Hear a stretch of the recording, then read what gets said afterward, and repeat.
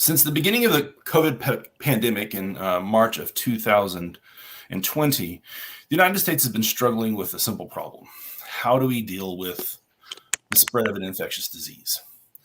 We initially began with the idea of a week or 2 week long complete lockdown, but we thought we had a glimmer of hope whenever we were able to develop a series of vaccines and vaccination protocols that could be spread out to the American people. Unfortunately, what we've also discovered is that many of the United States citizens are vaccine hesitant. Hello, my name is Dr. Sean Williams, and I am the lead professor at Campbellsville University, also the director of KIPP, the Kentucky Heartland Institute on Public Policy. And I've been joined today by my panelists. We're here to talk about not so much COVID, but specifically the question of what sorts of authority the federal government has to regulate or control the pandemic, specifically versus through the use of restrictions on public access. New York City, perhaps more aggressively than any place else in the United States, has actually gone so far as to roll out bans on public spaces for individuals who have not chosen to be vaccinated, as well as a series of vaccine requirements for their citizens. So joining me today to talk about this topic, I have from top to bottom on my screen, Ms. Milan Bailey. How are you doing this morning, Ms. Bailey? I'm all right. Joining us from Louisville is Alyssa Wathen. Ms. Wathen, welcome to the show. Hello.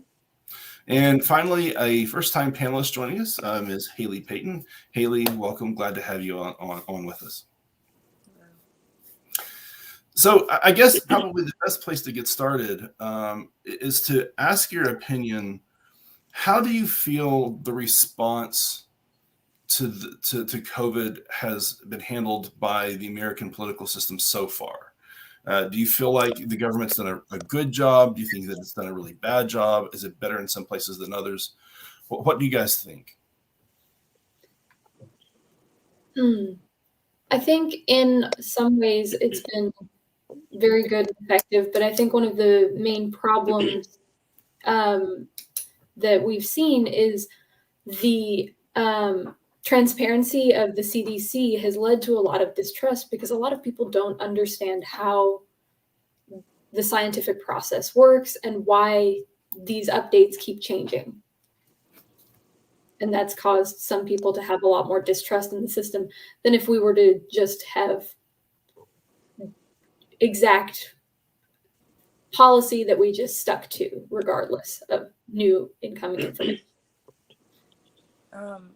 I think that, personally, I think that it kind of caught everyone by surprise. So it was hard to honestly have an inset plan.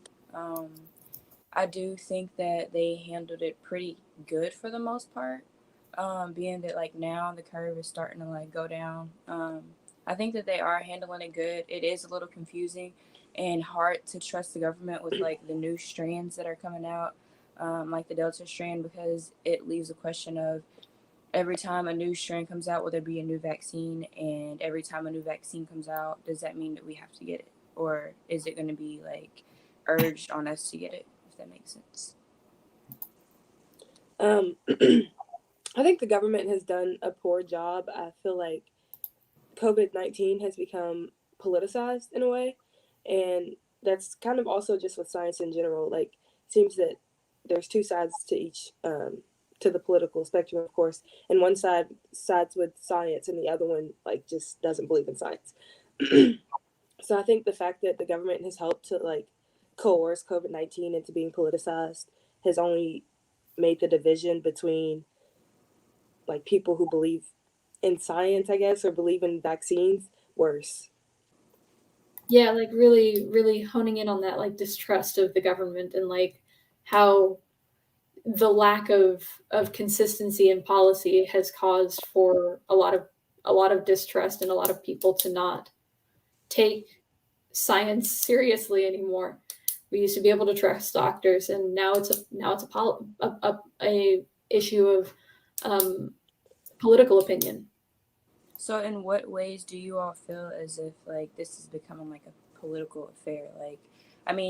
The science part, because at the end of the day, it's an illness. So it's I don't really feel as if there's too many ways that it can be politicized, I guess. I mean, politicians are always going to have their opinions about stuff, but I feel like this is the first time that something this major has happened, and so nobody really knows how to handle it. I would disagree. I think that similar things have happened in the past, like with measles and with the measles outbreak. I think the problem is that it has become very political and politically affiliated, and so people who are more conservative are tending towards a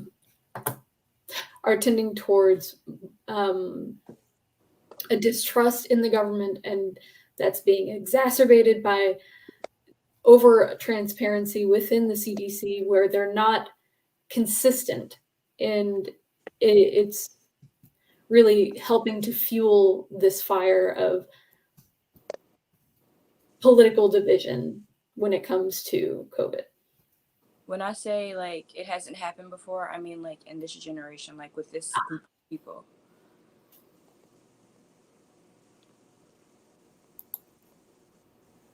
That makes sense. One. Well, I mean, you guys mentioned measles, and that was kind of something that I had focused on in my paper, was talking about how the government response to measles can relate to like putting bans on unvaccinated people. Because, I mean, are all of you from Kentucky? Alyssa and Yeah. Haley, are both of you Yeah. from Kentucky? Yeah. So when you enter elementary school, right, you have to get like tons of vaccines, and it's just pretty much forced on you. Like if you want to go to a Kentucky public school, I don't know if they do it for private schools, but I know it's for public schools. You have to get a vaccine, and one of the vaccines is the measles vaccine. And I think that kind of shows, like, I mean, it does show the government placing restrictions on those who are unvaccinated. Okay, so I also had a question about it. So my question about this, because I seen that you had mentioned it in your paper.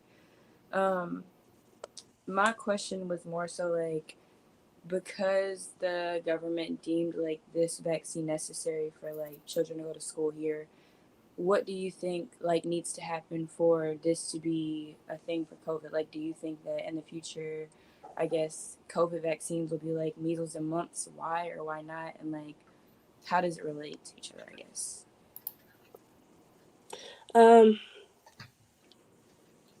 Sorry, can you repeat the first part of your question? Okay, so basically I was saying like, like the seriousness of measles and mumps, because I mean, obviously they put it like, you have to have it to go into school. I'm saying like, do you think that COVID is that serious to where they will be like, well, you need to have this shot to go to school, basically? Honestly, I'm not sure. When I looked at measles, I kind of focused on the level of contagion, which was extremely high compared to pretty much any other infectious disease that we've ever seen. And it was like, if you put kids in a classroom, and one person was infected, pretty much everyone in the class would end up being infected. Whereas COVID doesn't have that same, doesn't exactly have that same level of contagion.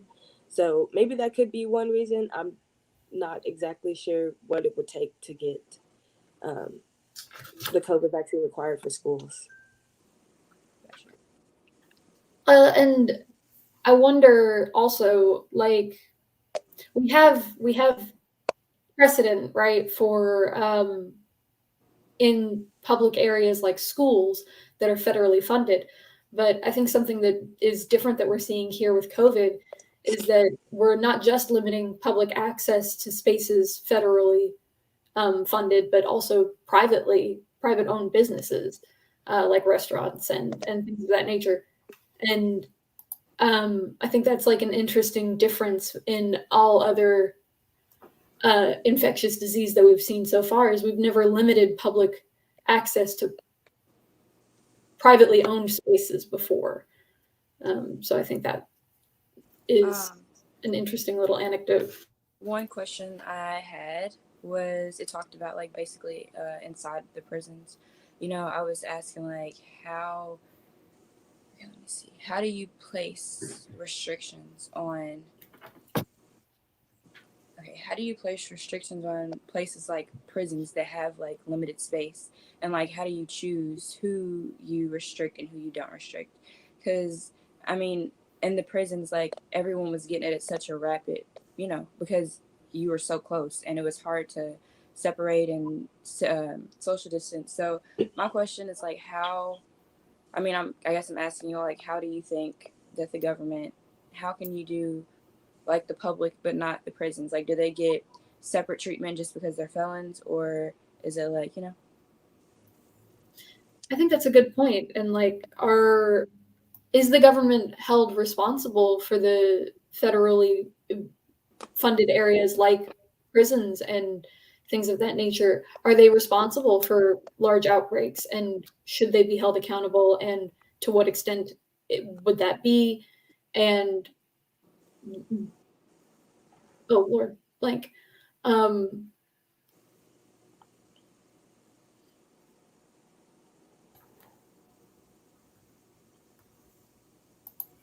It seems like that question of responsibility is actually a really good one. Like, is to the point that Ms. Wathen had a second ago, who is responsible for protecting people from a measles outbreak, or who is responsible for protecting people from COVID?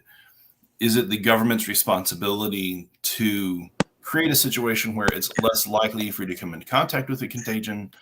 Or should the government just say, listen, you know that COVID's out there. If you leave your house, you know you're taking a risk. In the example of prisons, is it the government's responsibility to make sure that prisoners are protected?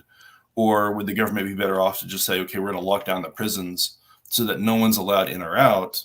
And as long as no one's allowed in or out, then everybody should be safe, right? Where does that responsibility lie?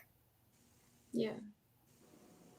Yeah, and like, we also could ask the question of, do you have the right to die? Do you have the right to choose to take that risk? And is it the government's responsibility, or even within its authority, to limit that? And on the topic of death specifically, we've seen that as far as the federal level goes, pretty much no, you don't have that right.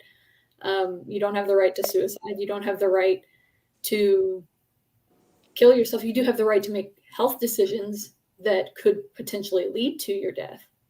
And so where does that line draw, right? Yeah, I feel like that's a really good question. I feel like, being that the government has already placed so many restrictions on, I guess, the people, like the country, then it would only be like, kind of,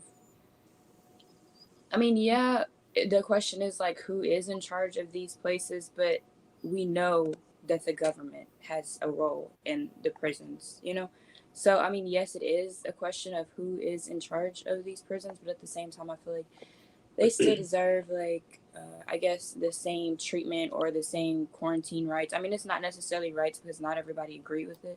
But like, do they deserve that same treatment? And is the treatment only like for everyone, or is it for prisons? And although they limited, like, or they stopped like visitation, what about the people inside? Because at the end of the day, it's still like people's families, and the COVID rates were a lot higher. And some people are having to go home because it's just the workers. It's not the actual like people that are incarcerated. It's the workers. So, I would say that like this is still like, in a way, um, having the contagion level kind of high, being that like you still have like workers that are going in and having to be like in these environments with a lot of people, and there's basically no space to social distance.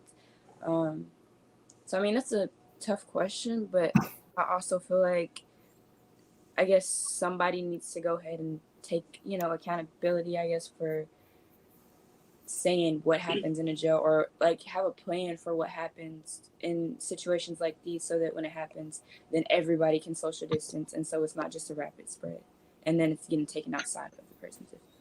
Absolutely. I was going to say, when when talking about prisons, we've seen that like people in prison are obviously don't get the same access to stuff that normal people do.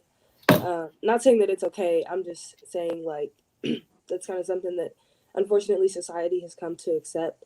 But going back to Dr. Williams' question about like the responsibility, I do think the government has a responsibility to public safety. And then what Alyssa was talking about, I'm trying to backtrack and get everyone's points in there. What Alyssa was talking about when it came to choosing if you could die or and stuff like that.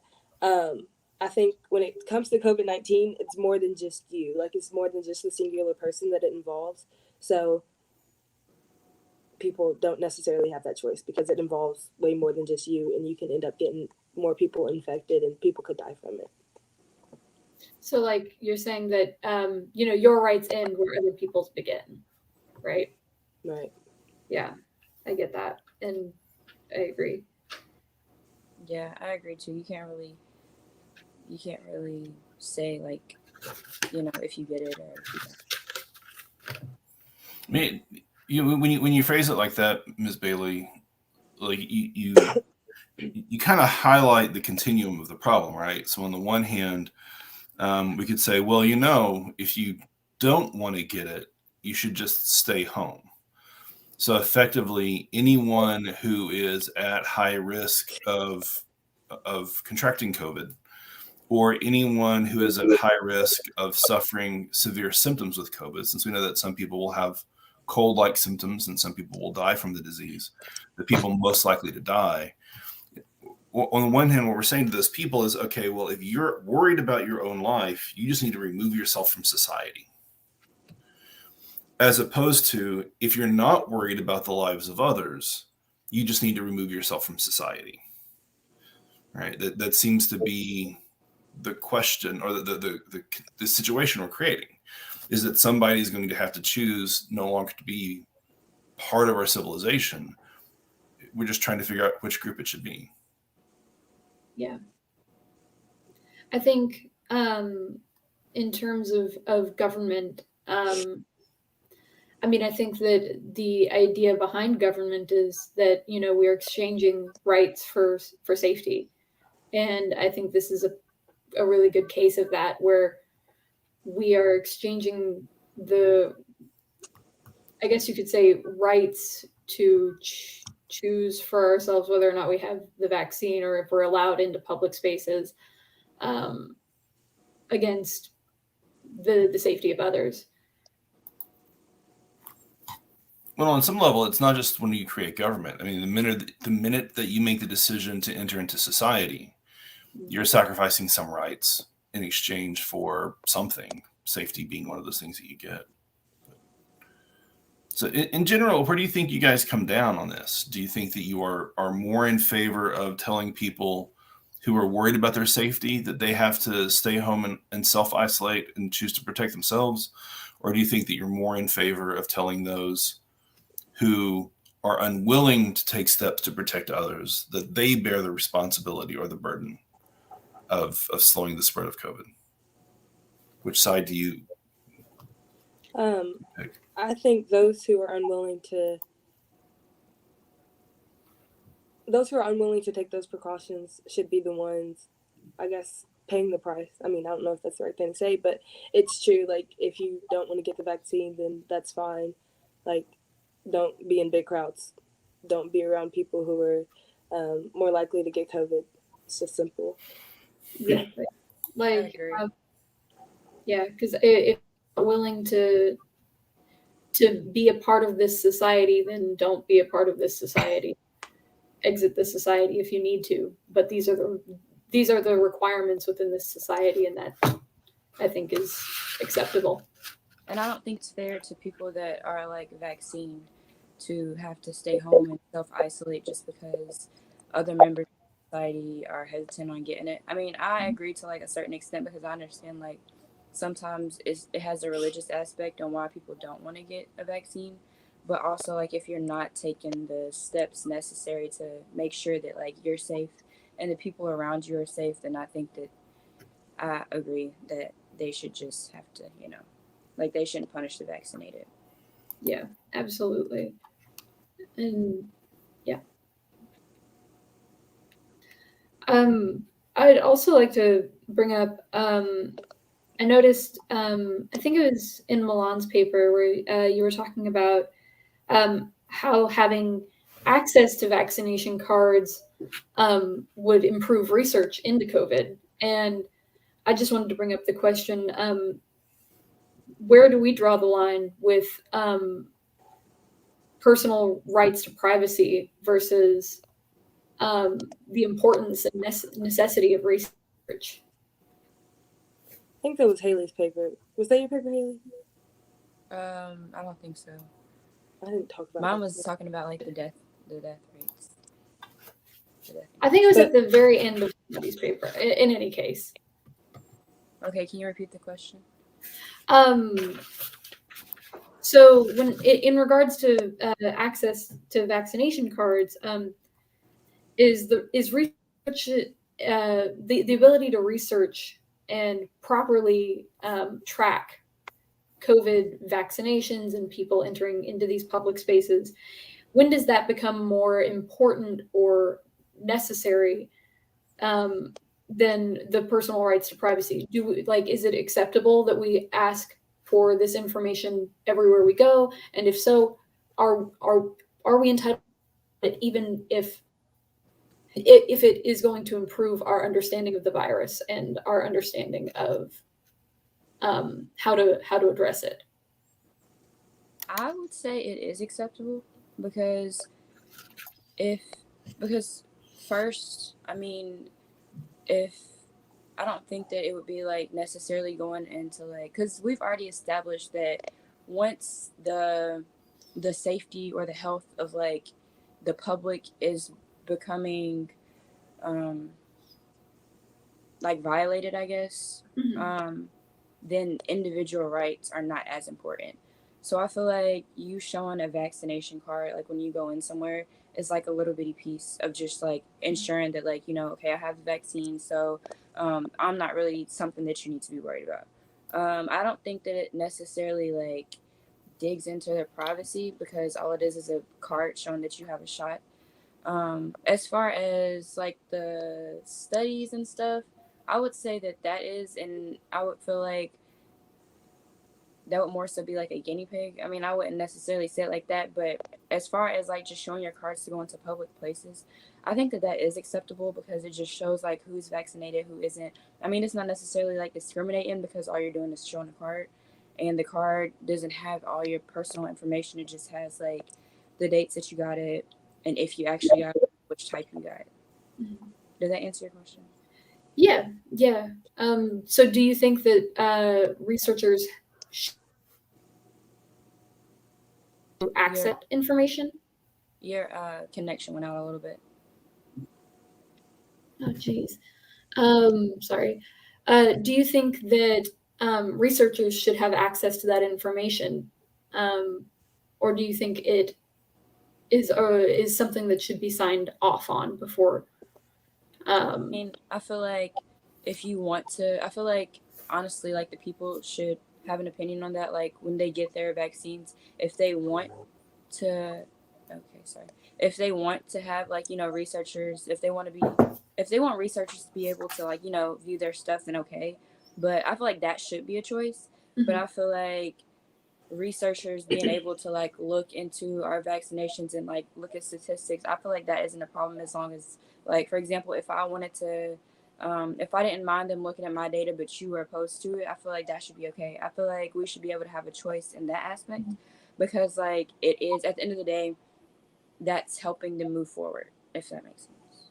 Mhm. It's helping them like see what's wrong or see Yeah, absolutely. Regarding the vaccination card, I almost feel like, and this is just a thought that popped in my head, I almost feel like you can kind of compare it to a driver's license, right? Like, in order to drive, you have to have this license, and you have to be willing to show it to people if necessary.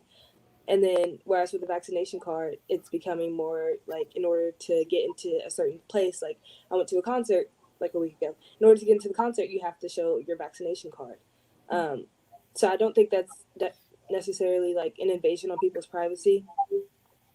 I think it's just like an insurance thing more than anything. Yeah. And I appreciate your point on the use of driver's license. And to bring it back to what Ms. Wathen was asking, with my driver's license, in order for me to receive my driver's license, I had to go to the state of Kentucky. The state of Kentucky verified that I was capable of operating a motor vehicle, or they trusted the state of Texas when I moved here. And the state of Kentucky keeps a record of all of the residents who live here that have a driver's license, and they know when they expire. And when I got my COVID card, however, I literally walked up to a nurse sitting outside of a nursing home in a county in rural Kentucky who initialed something and handed it to me. And as far as I know, does the government know that I've been vaccinated? Did she bother to tell anybody? Is there a record of it? I turned in some paperwork. Who's tracking that? And so with the vaccination card, if you walk into a restaurant or if you walk into a concert and you show somebody your vaccination card, how do we know that it's a legitimate document? With a driver's license, I guess you can get a fake ID, but fake driver's licenses are a little bit harder to get that look legitimate, as opposed to a vaccination card without the government providing the documentation for me. Right. And so are we at a point where we're ready to say, okay, the government is now going to be responsible for making sure that we have valid vaccination cards, that the government's going to issue vaccination cards for us, or even to the point where maybe our vaccination status is going to be included on our personal identification. So when we show our driver's license, it says whether or not we've been vaccinated. Are y'all comfortable with that kind of a world? I feel like that would probably drive people away from getting the vaccine, if that makes sense. Because at first we're just talking about a vaccination card. And, it has the seal on it, but like you said, that can easily be. But I feel like if you're making people go the extra mile, because if you go to Walmart and, for example, me, I went to the Walmart in Campbellsville, got my vaccination. If I go to Walmart and get my vaccination card, then does that mean that I'll have to go back to Louisville too to get this put on my ID? And does this mean that when I go somewhere and I have a vaccination card instead of it on my ID, that they won't accept it? So I feel like this will probably drive people away from getting it rather than to,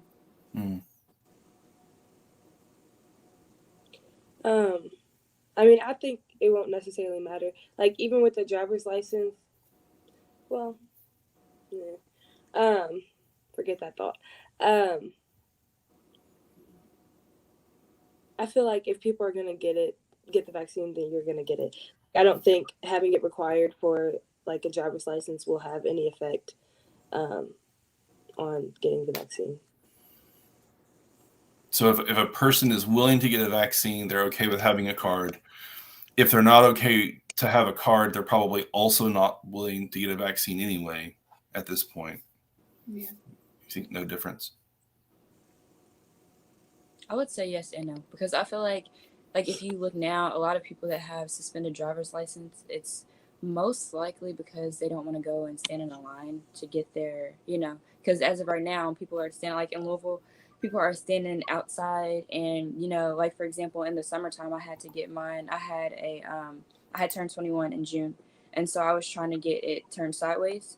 It expired in September, but I was trying to get it early. So I went and I was outside for about 2 hours before I actually got in there. I had to take a day off of work. And so it's just that's why I'm saying if there were no COVID restrictions and people could just go in as they please and there was no percentage of people that could be in or, then okay, maybe. But if we're going, if I have a card and my ID and I have to go all the way to Louisville to get my card and I have to take off from school, I have to miss all my classes and miss practice just to get this vaccination on my card, I'm just going to be walking around with a vaccination card and an ID and hope that they take it.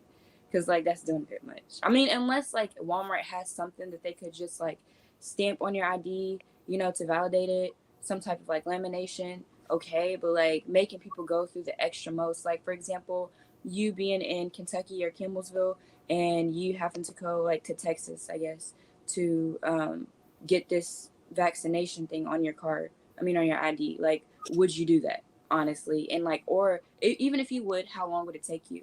Because you're not going to do it the next day, you know. So I mean, that's a very fair point. When you think about the number of people who live out of their home state, people who are in the military particularly, but also people who are students or people who travel a lot for work. How would you handle a person who's been deployed by the military and is keeping their home driver's license, but at the same time, they have been vaccinated? It's an interesting question. Well, what about individuals who maybe haven't been vaccinated, or individuals they've been vaccinated, but at some point we know that vaccines begin to wear off, and so maybe you're vaccinated 2-3 years ago. But also, what about individuals who have had COVID? Certainly somebody who recently contracted the disease, we know that they are probably safer to be around than a person who was vaccinated 6 months ago. Do we want the government to be in a position where they're doing blood draws, where I can go in and I can say, well, I could show you my vaccination card, or we could do a pinprick and you could do a quick blood test to make sure that I have the appropriate antibodies so that we're safe? Do you want to get to that point, or is that going even too far? this is actually a question that I wrote down. I wrote like, what happens when the effectiveness of the vaccine begins to decrease? Like, because it's no way of knowing, like, I mean, I don't know right now if they know like when it starts to wear off, or after how long it won't be as effective as they need it to be for you to go in public. So it's kind of confusing, honestly, because it's like, will this be one of those vaccines that you need to get yearly, and how will you like enforce that? And I have a lot of questions about that particular question, I guess, because like I feel like going into public and pricking someone's finger is a lot more than it needs to be, like especially if you're just going to a restaurant. I'm pretty sure they won't be as qualified to prick my finger, and like that's not really sanitary. So I feel like there's no, like, I feel like we, like, the government or even the people need to do more research to see like what can we really do to like ensure the safety. Is it just going to be after a while every man for himself if you have the vaccine, and if you want to get it like yearly, then that's up to you, and whoever doesn't is just doomed to die? Or will it be like taking other precautions to make sure that everybody has it, or that people that just got over it actually got over it and aren't just saying that? I think making people have their finger pricked is definitely too extreme. But when it comes to like antibodies, I know my grandmother personally, just a personal story, my grandmother has the antibodies. And so when she got tested for it, she actually has a paper, and she kind of just carries it around with her. No one told her to, but she just kind of does it just to make sure, like, and she still is vaccinated, but she just does it just to make sure. I don't know if it ever came up in conversation. So I feel like if anything, that measure could be taken, but making people have their fingers pricked in public is definitely too extreme. Yeah, I agree. I think it you have this question, right, of where do we draw the line of what's acceptable for the, not just the government, but public spaces to have access to your health. Is it a violation of HIPAA? Are we entitled to other people's health records, right? In the face of health safety and public safety. And I think just having a device like this at every single like restaurant, bar, shop, I think that'd be very expensive. Because not only would you be pricking people's fingers, you would also need like some type of reader or something to actually tell you if it carries the antibodies, or I think that would be very expensive.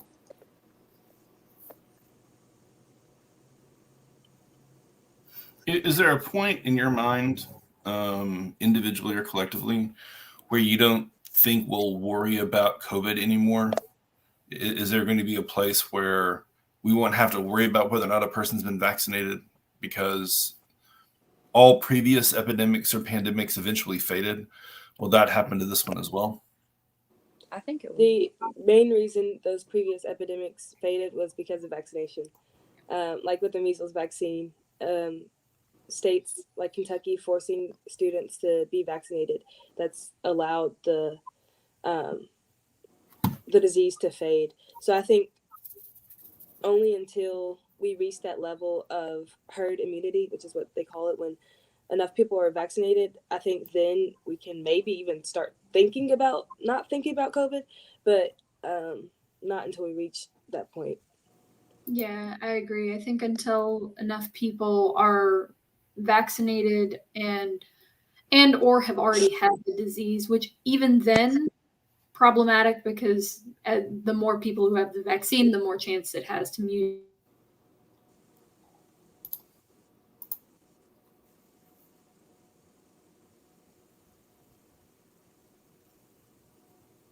Ms. Wathen appears to be having some technical difficulties. I was gonna talk, but I didn't want to like cut her off if she was still talking. Okay. So I would say that I feel like it is eventually going to fade. I feel like honestly it's beginning to get a little too complicated to like maintain control or even make sure that everybody has the vaccine. Because like you said, like the effectiveness of the vaccine, that was my first question. Actually, I was just like, what happens when the effectiveness begins to like decrease or after a certain period in time, like will that mean that you have to get another one? I feel like it's beginning to get too complicated to like, I guess, control because they don't really know everything about it. So I feel like eventually it will fade, and I think that it will become something that nobody has cared about. Because like even after a year of COVID, people began to like not wear the mask and just go out like nothing ever happened. You know, like they were already trying to like put it behind. I feel like the vaccine is a step to going on like to moving forward, but I feel like eventually it will fade. I think it'll always be like something that people talk about and say like, yeah, I remember when COVID was a thing, but I think that it will like fade as far as like people like wanting to see vaccine cards to go in public and like the restrictions and stuff. It's just a matter of when. So one final question where I see we're almost out of time. All three of you are currently college students, and hopefully all three of you won't be college students in another year. That said, do you feel that if the U.S. government or the state of Kentucky required, or if maybe just individually on their own, institutions made the choice to do this, but if they required that all college students be vaccinated from COVID in order to attend in-person classes, how do you feel that such a mandate would go over? You're not allowed to walk onto a college campus, live into a college dorm, be in a college classroom unless you can prove that you've been vaccinated. I think that first it depends on the school. Like a school like Or- Campbellsville is a private school, so like they can pretty much come up with whatever they want to say. As far as a public school, I think they would go a lot different. I feel like they would have probably a lot of lawsuits or people trying to make exemptions. Because like even when I was reading, I seen that in New York, I believe, they were like trying to move forward with like mandating vaccines, but they were saying that like they would have a lot of like lawsuits and stuff on their hands because a lot of people would try to find a reason as to why like they should be an exemption. Like, well, I shouldn't get one because I have a health disorder or because well it goes against my religion. And honestly, I've been to the doctors before and my mom has not wanted me to get one of the shots. So she said just tell them it's against your religion. So I know for sure that that's probably been somebody else's car, even if it's not honestly like, you know, and it's no real way of knowing if that's against their religion or not. So I feel like there would probably be like a lot of exemptions or people trying to like find ways around getting it just so they can go to school. And I think that would be a really big problem on like a public campus, but not as much as a private campus. Yeah, I can definitely see where that would be a big problem. I think overall, though, it would greatly reduce the spreading of the virus, and I don't think that it goes beyond like what the government has the authority to do, and I think that that's acceptable. Ms. Bailey, it looks like you get the final word. What do you think? College vaccination mandates or no? Sorry, I can tell she was still talking. I think it froze again. Or is Sorry, my connection went out. What'd you say? I said, you get the final word. What do you think? University-wide mandates against COVID, yes or no? I mean, I'm for it, but I just don't think it would actually ever play out the way that people hope. I think there would be a lot of online students. I mean, people already have, I know personally, have a hard time going to class in person, especially after we were on Zoom and now we're back in person. So I just feel like that just gives people even more of a reason to just say, okay, well, I don't want to get the vaccine, so I'm just going to do fully online. But then again, there would be those people who, like me, would be willing to get the vaccine and would be able to go in person. So It would be worth it for you. Yeah. Well, it looks like that's about all the time we have. For those of you who joined us live, I want to thank you very much for participating with us. And for those of you who end up catching us later on YouTube, please be sure to check out our previous broadcasts, either from this season or from previous seasons. And also tune in again in the future to join us as we discuss other questions or issues of importance to Kentucky, the United States, and beyond. Thank you very much, and God bless.